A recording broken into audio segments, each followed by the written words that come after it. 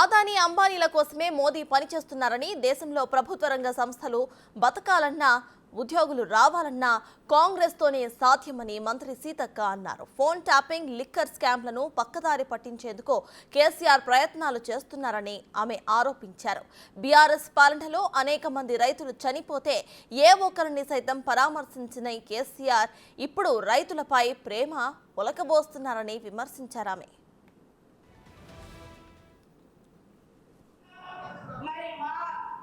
మా ఎన్నికలు జరిగినాయి, ఎమ్మెల్యే ఎన్నికలు. దానితో ఇవాళ రాష్ట్రంలో అధికారంలోకి వచ్చినాం. మరి ఇప్పుడు జరిగేది ఢిల్లీ ఎన్నికలు, ఆ తర్వాత వచ్చే ఎన్నికలు మీ ఎన్నికలు, ఢిల్లీ ఎన్నికలు.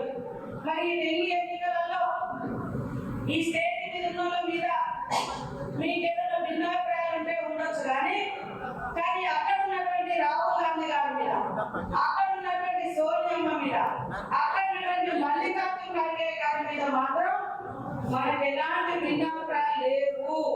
ఎందుకంటే ఆది నాయకత్వం మరి 34 సంవత్సరాల తర్వాత ఒక్కసారి